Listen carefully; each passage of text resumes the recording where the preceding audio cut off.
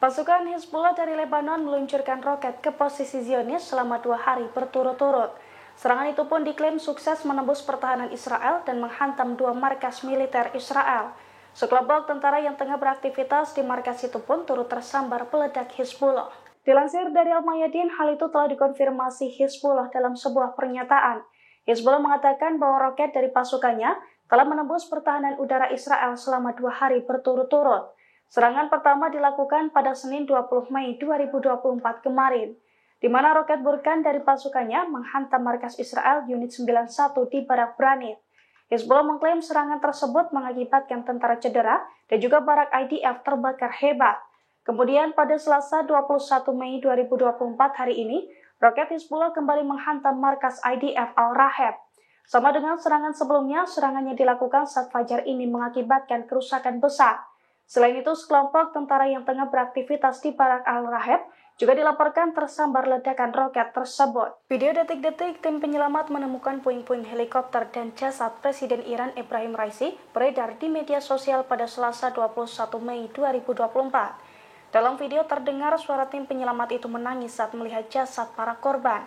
Mereka juga melantunkan doa setelah melihat kondisi helikopter dan para korban di lokasi kejadian. Dilansir dari tribunnews.com, helikopter yang ditumpangi Raisi dan 8 orang lainnya mengalami kecelakaan tepatnya pada Minggu 19 Mei 2024. Setelah dilakukan pencarian intensif di tengah cuaca buruk, jasad Raisi dan 8 korban lainnya ditemukan pada Senin 20 Mei 2024 waktu setempat. Kepala Otoritas Penanggulangan Bencana Iran mengatakan, jasad Raisi dan korban lainnya mengalami luka bakar. Namun menurutnya seluruh korban itu masih dapat dikenali.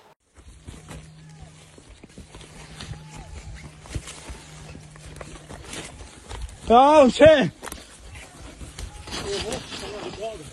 Ya Hüseyin! Yavaş aşayım burada hadi. Ya Hüseyin! Çek. Gel burada hadi. Gelin buraya! Gelin üste! Gelin üste! Gelin üste! Gelin üste! Hacı ağa! Hacı ağa! Hacı ağa! Hacı ağa'da sen! Hacı ağa'da sen! Taptık. Hacı! Hacı ağa'dasın! Haydadılar!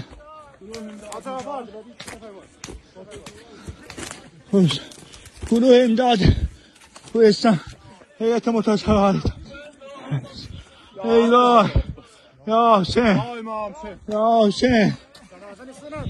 Ya Hüseyin! Ya Hüseyin! Ya Hüseyin! Ya Hüseyin! Ya Hüseyin! Ya Hüseyin! Ya Hüseyin! Ya Hüseyin! Ya Hüseyin! Ya Hüseyin! Ya Hüseyin! Ya Hüseyin! Ya Hüseyin! Ya Hüseyin! Ya Hüseyin! Ya Hüseyin! Ya sigarzat yandırma lan! Ya Hüseyin!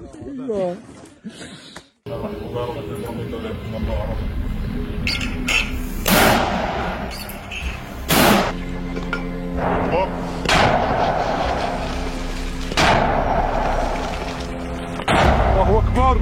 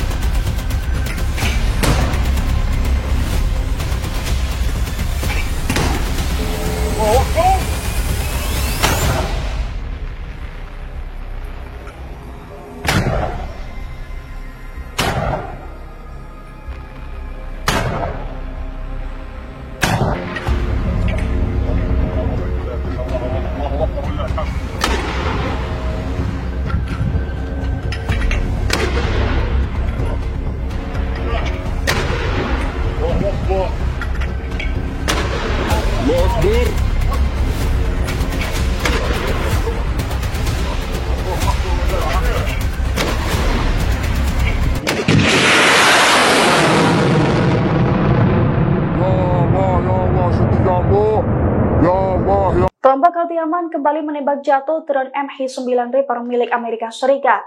Pasalnya drone canggih Supermal itu ditembak jatuh saat terbang di wilayah udara kegubernuran Al-Baida. Imbas serangan Houthi tersebut, kini Amerika Serikat digadang-gadang rugi hingga 2,5 triliun. Dilansir dari tribunnews.com, hal itu diungkapkan oleh juru bicara Angkatan Bersenjata Yaman, Yahya Sari pada Selasa 21 Mei 2024. Menurut Yahya Sari, pasukannya kembali menembak jatuh drone MH9 milik Amerika Serikat. Dalam pernyataannya, Yahya Sari mengungkapkan bahwa serangan ke drone jenis ini sudah kelima kalinya dilakukan. Padahal satu drone jenis itu dibanderol dengan harga lebih dari 499 miliar.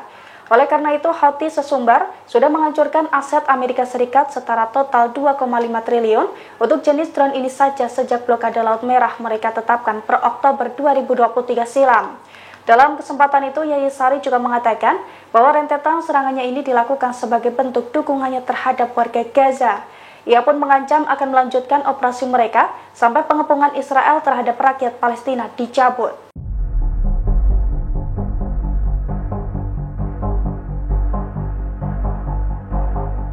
Brigade Al-Quds kembali terlibat bentrokan dengan pasukan pertahanan Israel atau IDF di Jabalia pada Senin 20 Mei 2024. Dalam bentrokan tersebut, Brigade Al-Quds sukses melumpuhkan tentara Israel dengan menggunakan senapan mesin. Selain itu, kendaraan dan tank IDF juga hangus menjadi rongsokan seusai tersambar peluru RPG.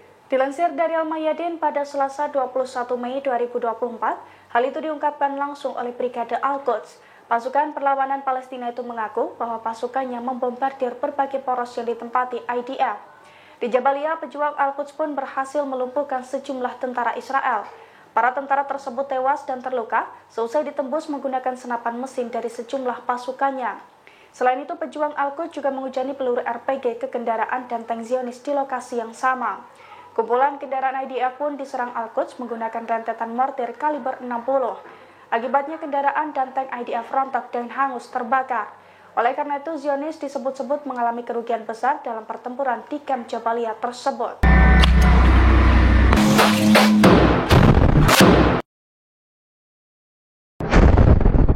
Upaya Zionis menembus garis depan Rafah kembali gagal. Saat berupaya menerobos pertahanan, pasukan perang Israel itu justru mendapatkan perlawanan sengit dari dua militan Palestina, di mana tank-tank Zionis tersebut dihujani dengan peledak hingga terbakar hebat. Dilansir dari Al-Mayadin pada Selasa 21 Mei 2024, hal itu diungkapkan oleh Brigade Al-Quds. Menurut Brigade Al-Quds, pejuangnya melakukan serangan gabungan dengan Brigade Al-Qassam di poros depan timur kota Rafah, yakni dengan menghujani peledak ke kendaraan dan tank-tank pasukan perang Israel yang berupaya menembus wilayah tersebut. Akibatnya kendaraan dan tank-tank Zionis itu pun meledak dan terbakar hebat. Selain itu, pejuangnya juga menembakkan peluru panas ke kumpulan tentara Israel hingga mengakibatkan korban jiwa.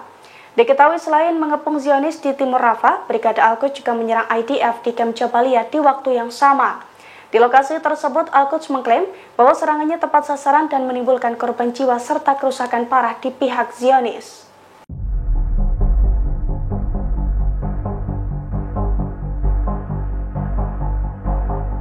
Sejumlah fakta terkuak setelah tim investigasi menyelidiki penyebab kecelakaan helikopter yang ditumpangi Presiden Iran Ebrahim Raisi. Di antaranya helikopter tersebut menggunakan teknologi usang dan tidak memiliki transponder yang dipakai untuk menyiarkan informasi ketinggian dan lokasi. Dilansir dari tribunnews.com pada Selasa 21 Mei 2024, hal itu diungkapkan oleh Menteri Transportasi Turki Abdul Kadir Uraloglu. Menurutnya, hasil investigasi awal atas kecelakaan helikopter yang menewaskan Raisi menemukan sejumlah fakta. Salah satunya, tim investigasi tidak menemukan sinyal dari transponder yang dipakai untuk menyiarkan informasi ketinggian dan juga lokasi. Oleh karena itu, terdapat dugaan bahwa helikopter tersebut tidak memiliki transponder atau sengaja dimatikan.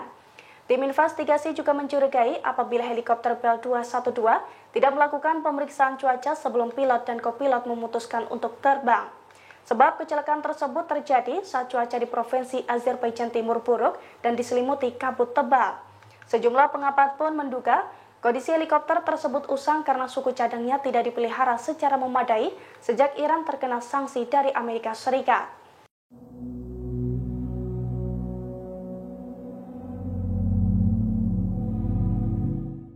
Presiden Iran Ebrahim Raisi meninggal akibat kecelakaan helikopter di Azerbaijan tepatnya pada Minggu 19 Mei 2024. Padahal sebelum meninggal dunia, Raisi sempat digadang-gadang sebagai kandidat utama pengganti pemimpin tertinggi Iran Ayatollah Ali Khamenei. Dilansir dari Kompas.com pada Selasa 21 Mei 2024, kematian mendadak Raisi membuka babak baru ketidakstabilan. Terlebih Raisi meninggal saat Republik Islam Iran sibuk memilih pemimpin tertinggi berikutnya. Di sisi lain, rezim tersebut juga dilanda pergulatan politik internal ketika pemimpin tertingginya Ayatollah Ali Khamenei usia 85 tahun berada dalam kondisi kesehatan menurun. Sebelum tewas, Raisi dianggap sebagai kandidat utama yang menggantikan Ayatollah Ali Khamenei. Sebab Raisi dinilai memiliki syarat yang berhubungan dengan status agama dan ideologi revolusioner. Ketika menjadi pemimpin tertinggi, Raisi dinilai mampu melanjutkan kebijakan domestik dan regional Iran. Raisi juga diprediksi mendorong penguatan poros perlawanan aliansi anti-Barat dan anti-Israel. Selain itu, sebelum menjadi presiden, Raisi juga telah mengenyam pendidikan di KOM sebagai salah satu anak didik dari Khamenei. Download Tribun X sekarang, menghadirkan lokal menjadi Indonesia.